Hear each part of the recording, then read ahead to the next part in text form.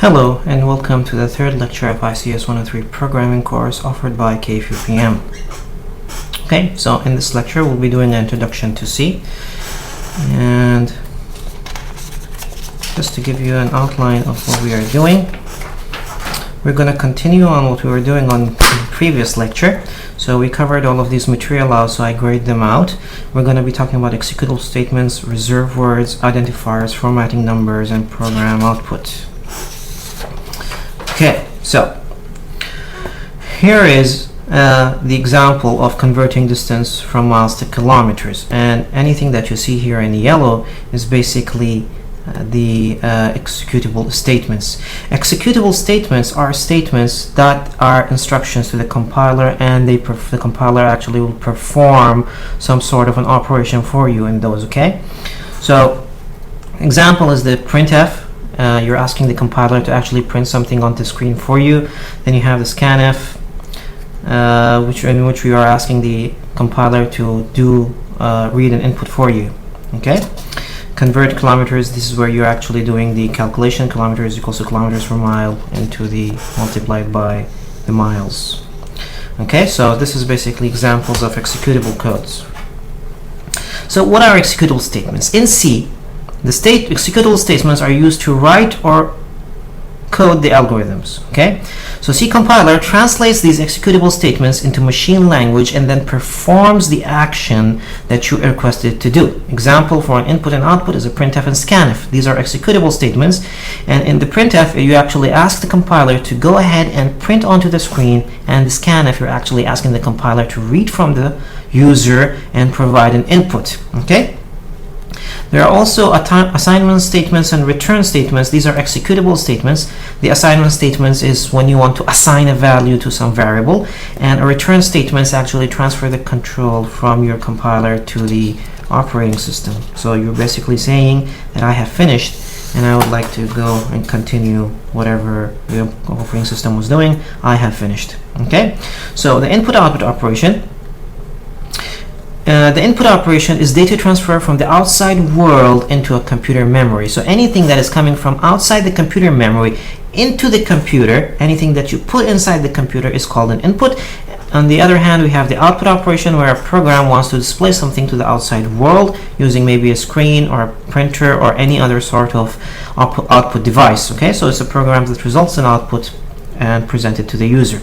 So input-output functions are special program units that do all input-output operations. Okay, so these are units of programs that are specifically designed for this task, just as the printf is designed for the task of displaying something to the user, whereas the scanf is designed to actually take an input from the user, and then you can actually benefit from it and use it in your program. Functional calls in C. Function call is used to call and activate a function. Okay, calling a function meaning asking another piece of code to do some work for you. So what they have done is divided C program into functions, and functions are small blocks of codes. Okay, in this function you can actually call that function, and the function will perform a certain task and will return back to the same place you called it from. So the example of this is the printf is a function, and in the printf what happens is it actually calls a function, and that function goes and prints something onto the screen and then comes back and goes to your program directly. Okay, so let's look at deeply on how the functions are structured, especially the printf and the scanf. So the first thing you have in the printf, you have the function name. This is the name, printf. Okay, that's the name of the function, and this is how you write it, printf, and between two brackets you put all the arguments of a function. We call anything that you put inside here arguments because these are the inputs and outputs of a function. For the printf, they're always input, so the inputs are always separated by a comma. Okay, so this is a comma over here, and the first argument is called the formatting string, and you have to put it between double quotes. Okay, double quotes indicates that anything that is inside it, please print it as is. Okay, so it goes ahead and prints to the user on the screen that equals to, and then we have a special command called a %f. Okay, %f is called a placeholder. Why do we call it a placeholder? Because what you're telling the compiler is hey, hold this place for me. I want you to go to the variable list, which is the second input, and take the value and put it over here. Okay, so replace the %f with whatever value that is inside the kilometers value. Okay, or variable, sorry. So it will gonna go to the kilometers value, fetch from the memory the value of the kilometers, and instead of printing the %f, which is the placeholder, it will actually remove this and print the value that is stored inside the kilometers, KMS variable actually, and then space, and it will print kilometers full stop. Then the /n is a new line character. This is equivalent in a word processing program where you press enter. Okay, so if you press enter, or this is telling the compiler to press an enter, /n. Okay, so this is the first input. The second input are the variable names. So you have to know that the placeholder will actually be deleted from here, and the value of the KMS will be then taken and inserted in place of the placeholder. That is why they call it a placeholder. Okay, so this is the print list. If you have more than one placeholders in your string, on the formatting string, then you basically need the number of variables to be equivalent to the number of placeholders, and it will be assigned one to one, the first placeholder to the first variable, the second placeholder to the second variable, the third placeholder to the third variable, and this is how the function actually goes. Okay, so this is a printf function.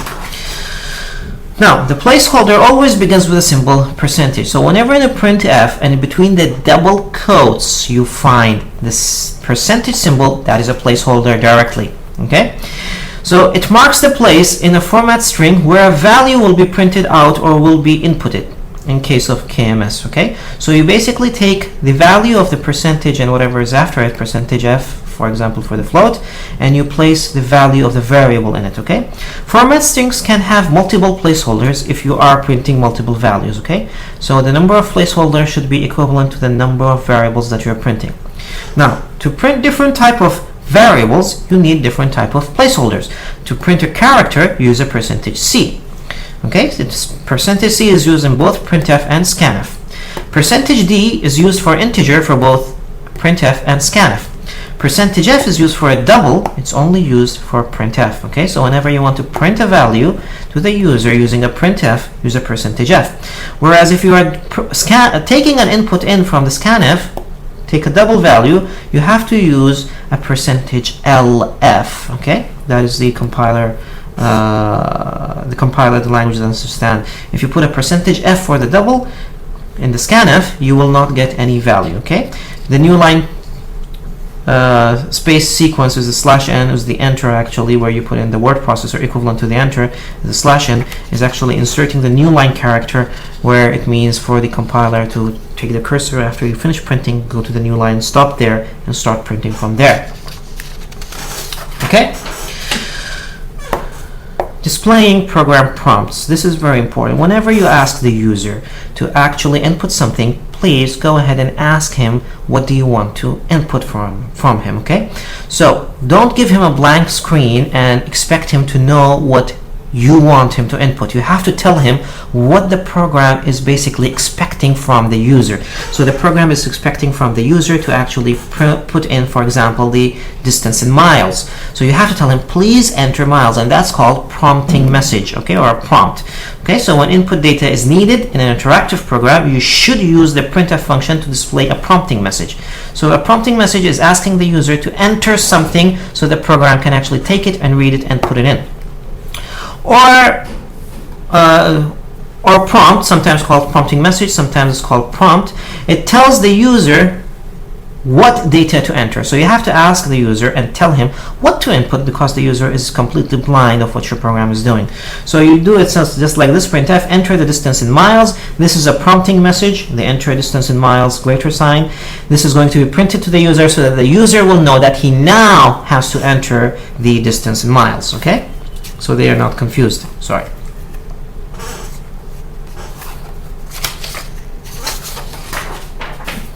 Now, let's talk a bit about the scanf function.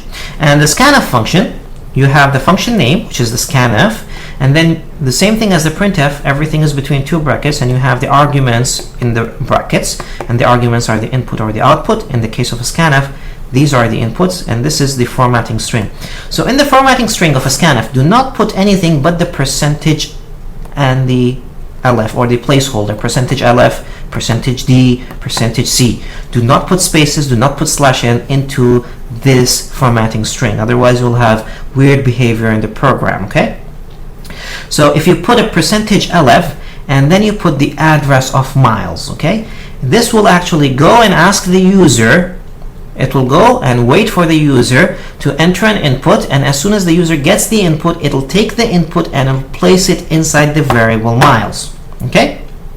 So when a user input a value, it is stored in a variable called miles. This is how you do it. If you do this, it will be stored in the variable called mile. The placeholder type tells the function what kind of data is stored in the variable miles. So if you use a percentage %LF, it's going to take the variable as a double and store it into LF. If you're going to take it as a percentage %D, it's going to take it as an integer and store it into the variable miles, okay? If you turn percentage %C, it's going to go take it as a character and store it into miles, okay?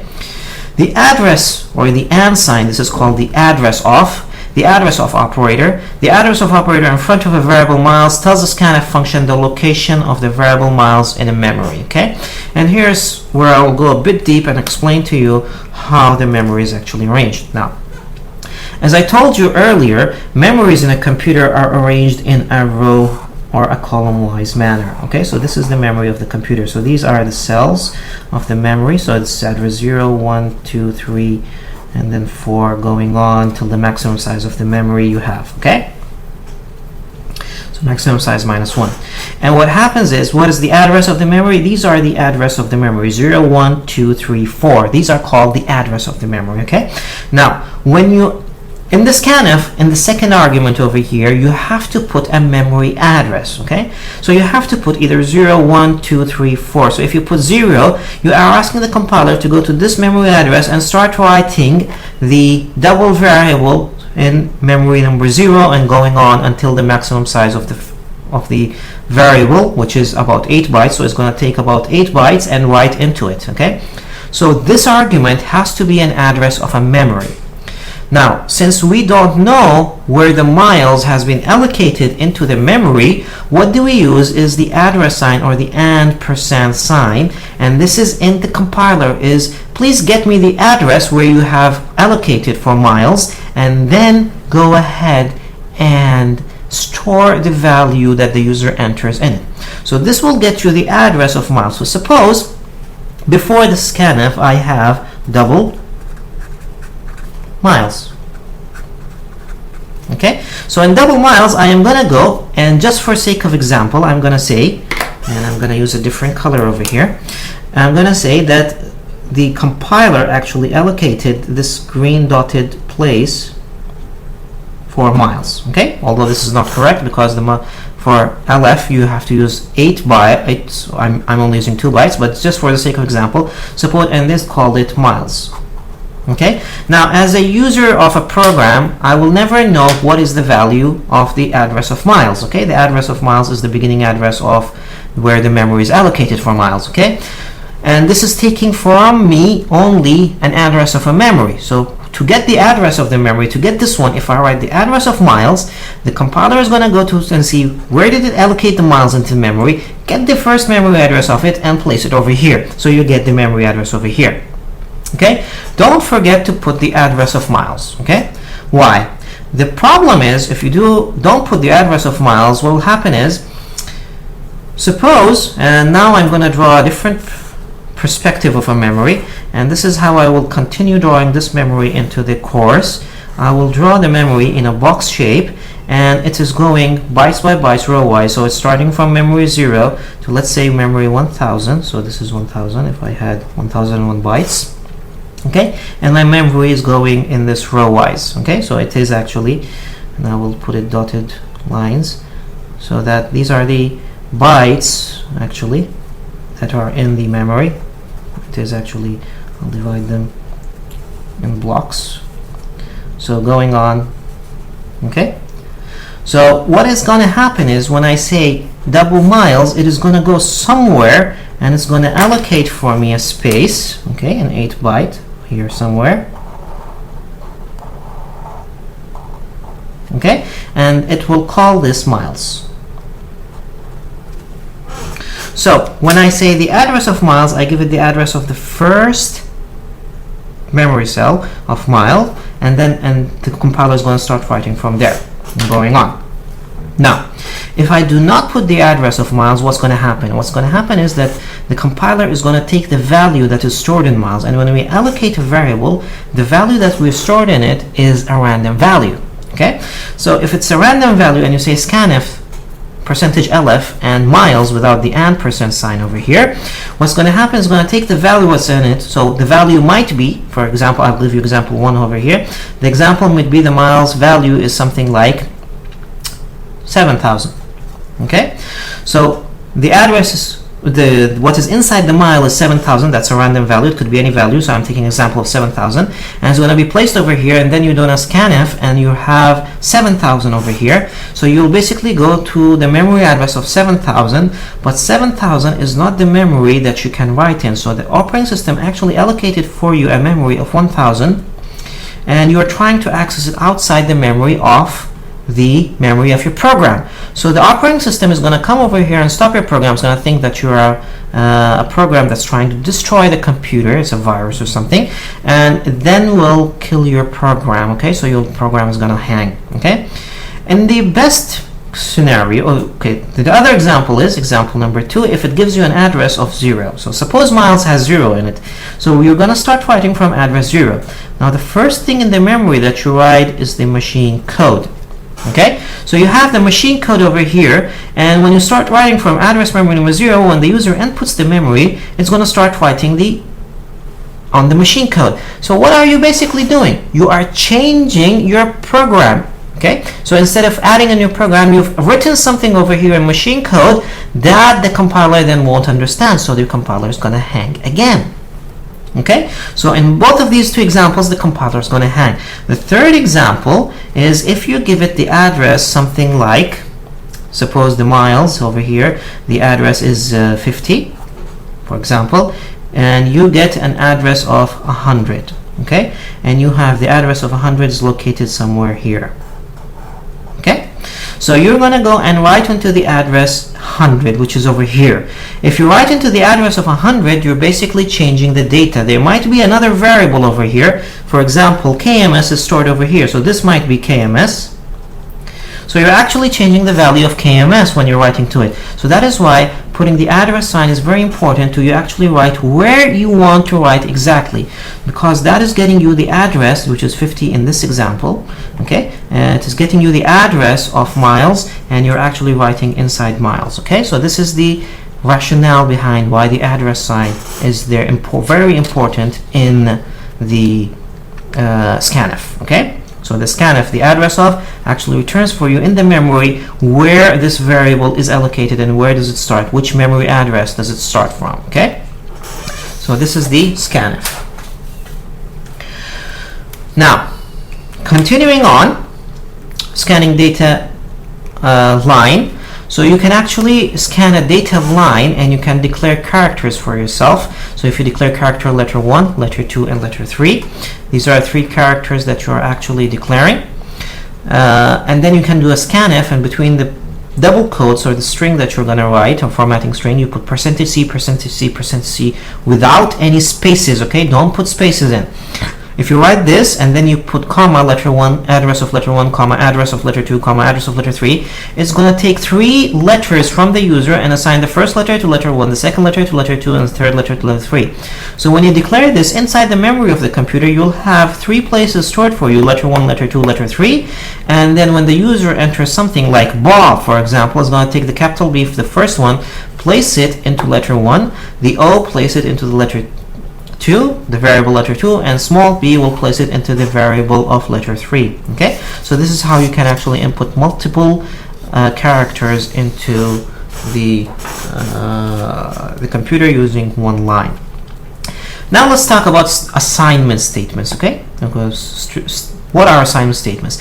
Assignment statements are statements that you usually use to store a value inside a variable. So store a value or a computational result in a variable. This is an example. So this is a variable, and I want to store into it the value that is the result of this computation, which is kilometers per mile multiplied by miles in our example.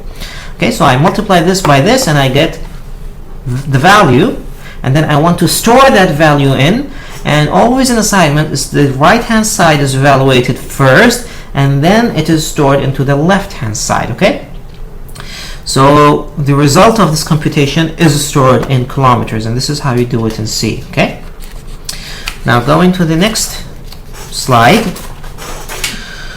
This is the memory map and how the memory would look like when you actually do kilometers per miles. Kilometers equals kilometers per mile multiplied by miles. So before the assignment statement, we have the kilometers per mile equal to 1.609, and the miles, suppose that the user enters 10. Okay, so we have 10 in the miles. The value of the kilometers we don't know. It will be a random value or a garbage value. You'll multiply this, and after the assignment where you actually put the value in the kilometers, you multiply, you put the value in kilometers, so you'll have the values and the variable as you have seen it in this program. Okay, so here is a typical memory map of any program. Okay, so when your program runs, so when the main function runs, this is the memory. It's going to assign for you, the operating system is going to assign for you a memory. Okay, so it's going to assign for you memory. In the memory, it's going to put the machine code and allocate all variables that you have declared. So if I just go back and let me get the slide so that I can actually map this to you. Where's the slide? Okay, so here's the example. So you have the main function. When you say double miles and kilometers, it's going to go and allocate for you miles and kilometers as variables. The values that are in them are random values or garbage values. Okay, so when they are allocated, there is no value in them. Then after the computation is done, so when you come over here, for example, you do the scanf %lf and the address of miles, you'll basically have 10 stored into the miles because the user actually entered the number 10.0. Okay, then after you do the computation and the calculations and you do the assignment to the kilometers, you will put 16.09 into the memory of the computer. Okay, so the kilometers will now contain the 16.09. Sorry. Okay, so more on to the assignment. In C, the symbol equal to is an assignment operator. Okay, read it becomes, gets, or takes the value of whatever you want to use. Okay, or rather than equals, because it is not equivalent to the equal sign in mathematics in C. Okay, the equivalent sign or the equal sign in C in mathematics is equivalent to equal sign in C, and we'll teach you that later on in this course and how to use it. But you just have to remember that the equal to sign for now is an assignment operation. So don't come to an equation such as this, sum equals to sum plus item, okay, and say, okay, I'll insert minus sum in this side, minus sum in this side, cancel the sum and minus sum, the sum and minus sum, and then item equals to 0. This is incorrect in C. In C, what you have to do is you have to calculate the value of the expression that is here, the sum plus item. So you take the sum, the value of the sum, you take the value of the item, you add them together, and then you put the value of the sum, of the result of this addition into the sum. So the old value that is in sum will be lost, and it will have a new value, which is the result of this computation.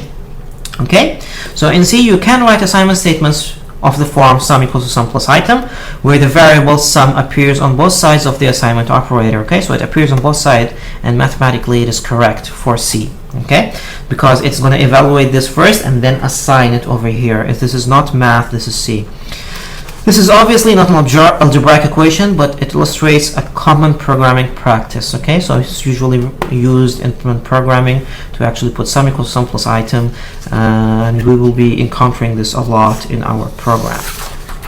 Okay, now we talk about the return statement. What is the return 0 statement? The return 0 statement actually transfers the control from your program to the operating system. Okay, so you basically tell the operating system, I am finishing my program.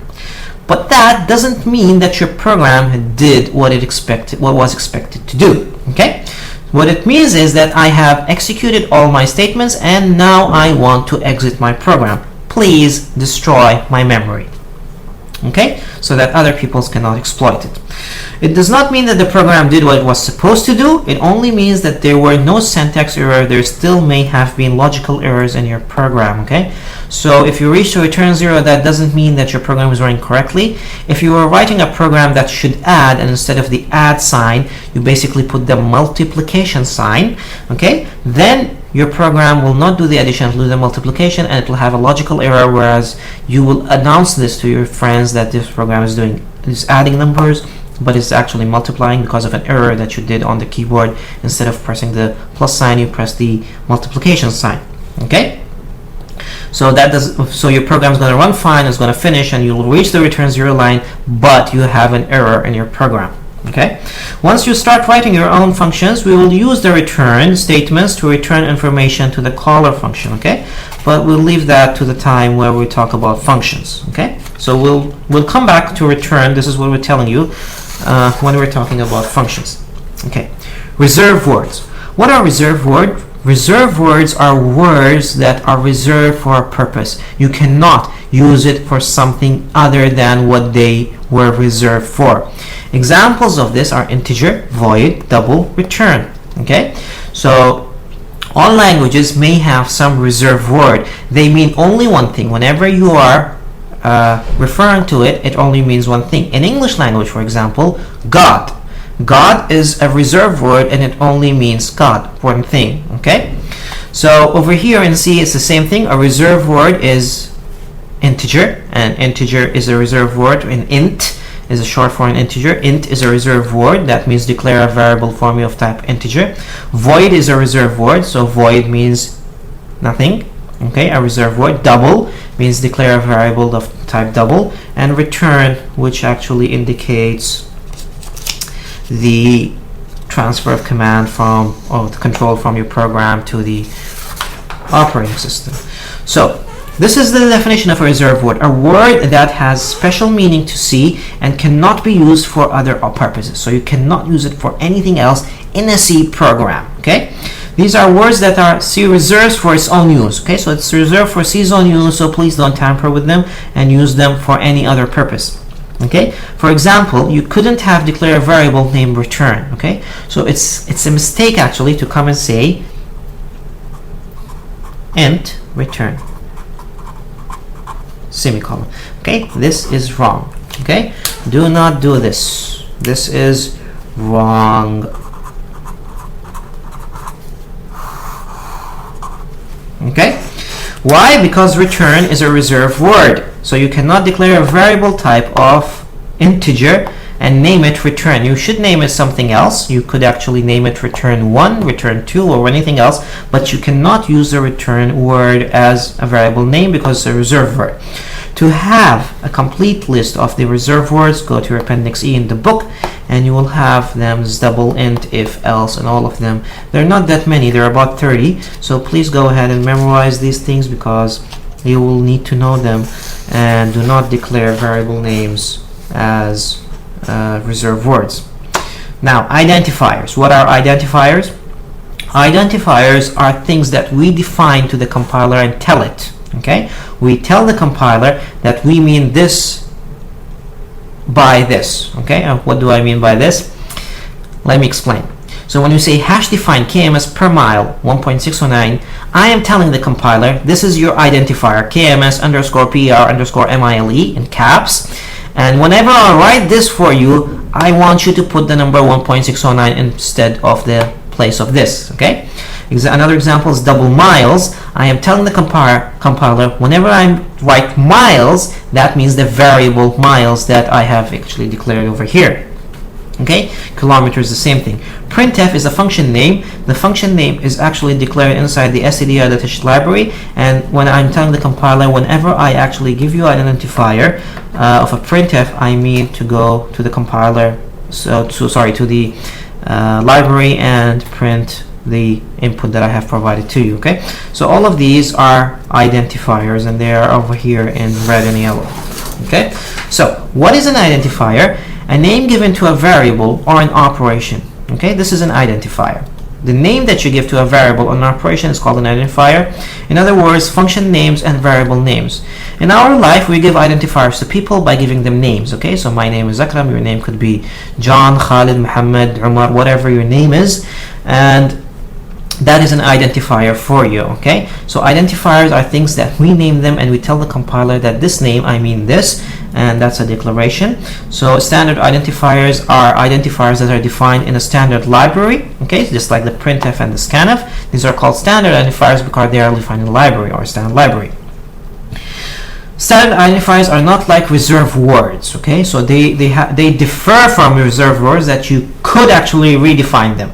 Okay, so you could actually make a variable name, call it int, and you call it printf. Okay, the compiler is going to allow you, if you create your own function called printf. Okay, so if you make a function, and we'll teach you later on how to do that, but if you did make a printf function, then you may not be able to access the version of the printf in the stdio.h.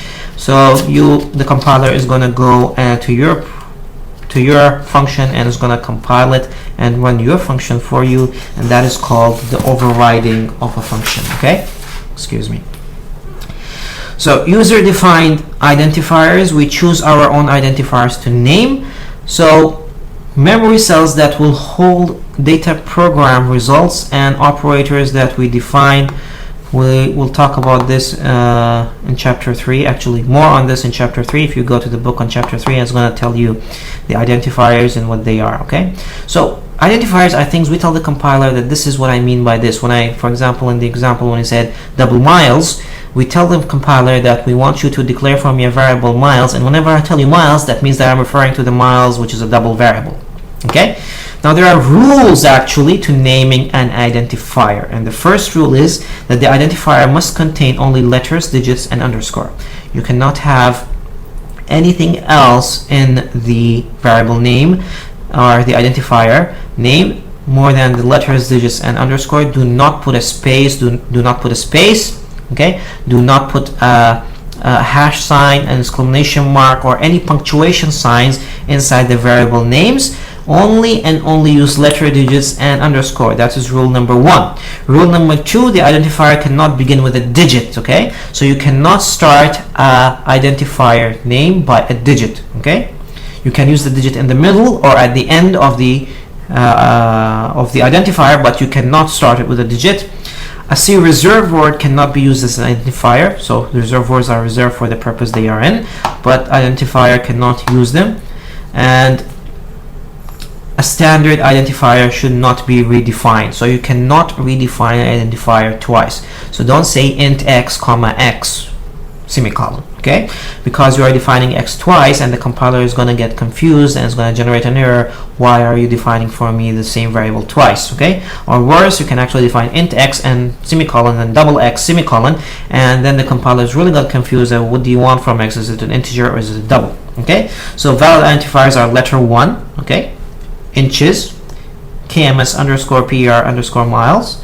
Invalid identifiers are one letter, and the problem is over here, and I'm going to use the red pen over here. This is the problem, one letter. You have 1 at the beginning of the identifier, so we are not satisfying. The identifier cannot begin with a digit.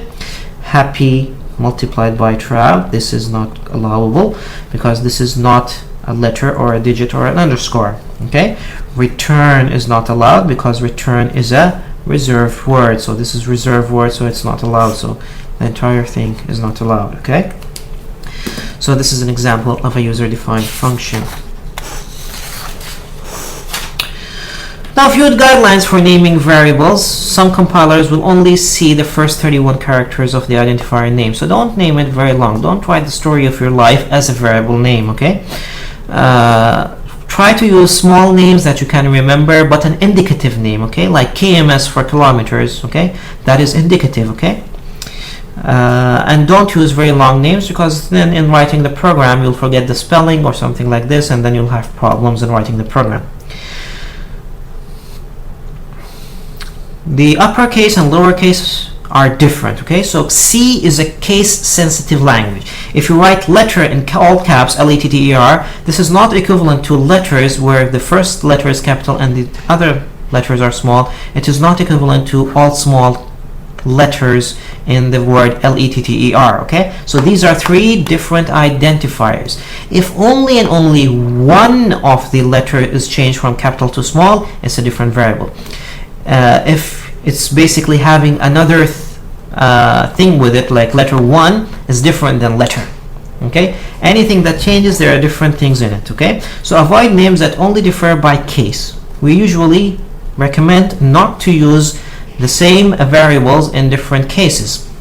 Okay, they can lead to problems to find bugs. Okay, so load in capital L and a load with a small l, if you use them and troubleshooting, it might actually be troublesome for you to actually use variables with changing only the case of the variable. So choose different names. Okay, choose meaningful identifiers that are easy to understand. Examples: distance equal to rate by time. Okay, this is very understandable by any person who actually reads the code. Instead of this, if you use the x is equal to y multiplied by z, although it's doing the same thing, but the person who's looking at this will not understand what you're doing, whereas the person who's looking at this, distance equals to rate by time, will understand what's going on. Okay, all uppercases is usually for constant macros hash define. So it's a C language practice that whenever you hash define something, put everything in caps. Okay, so kms per mile, example is here, kms per mile over here, everything is in caps. So when you hash define, put it all in capital. Do not put it like this, do not put it like this, because in C it is known that anything that you hash define, it is the it is used in all caps. Okay, however, the compiler is not going to stop you if you don't stick to these guidelines. Okay, you could do whatever you want in naming and the compiler is not going to stop you. Punctuation and special symbols. So you have the close brackets and open the brackets and close bracket, curly brackets, opening and close brackets. These are all punctuation. So this brackets over here indicate the start of a list of input for the function, and the close bracket indicates the end. The curly brackets, the start of the block of code for the main, and the same thing, comma separates between variable names, semicolon indicates the end of the instruction, and going on with all the things into the punctuation and special symbols. Okay, so punctuation could be something like a comma, semicolon, the curly brackets, the multiplication, equal to sign are also symbols that you can use, the mathematical symbols. Okay, so now we talk about formatting numbers in a program output. So you can specify how printf will display numerical values. Okay, to use that, we'll talk about the placeholders, and we said whenever you have a percentage sign, that's a placeholder, and this is a generic way of writing a placeholder. Placeholder, then a number, then the type of the placeholder. So you put percentage sign, number, and the type of the placeholder. For an integer, you can use percentage, number, and d. The percentage is the indication that's the start of a placeholder. The number is an optional field, you can put it or you can choose not to put it. And the number of columns, basically it's the number of columns you want this number to be displayed in. Okay, and d is the placeholder for integer. Okay, so for example, if you come int n equals to 1, 2, 3, and you say, so n is going to be assigned the value 123. So you say printf percentage 1d. So we said the number over here basically is going to be the number of columns to use to display the output. So you're basically asking the compiler to print only one column. But the compiler is going to go look at the number and is going to see that this number has 3 columns in it. It has 1 in one column, so this is a column. This is another column, this is another column, and you have specified only 1, so it's going to go and print out the entire number for you. Okay, it's the compiler is not going to cheat you. It's not going to cheat and tell you that okay, this is 3 or this is 1. It is going to go and print the entire number for you out. Okay, so whenever your number is lower than the number of digits that the integer number has, is going to print out the entire number for you. When you have printf percentage 3d, it's going to allocate 3 columns for you, and the 3 columns is going to go and print the number, and the number is exactly to 3, so it's going to put 1, 2, 3 in it, and 123 is going to be printed out. If you say printf percentage 4d slash n, okay, so it's going to go and allocate 4. This is 1, so this is 1 space, 2 space, 3 space, 4 spaces, or 4 columns, and then it's going to start from the most right column and start printing the number for you. So it's going to print the least significant digit first, then the second significant digit, then the second significant digit, and going on. So it's going to print 3, 2, 1, and this will leave a space. Now I'm putting a box over here to represent a space so that you know that it's going to leave an empty space. So you can actually use this to format a string. Okay?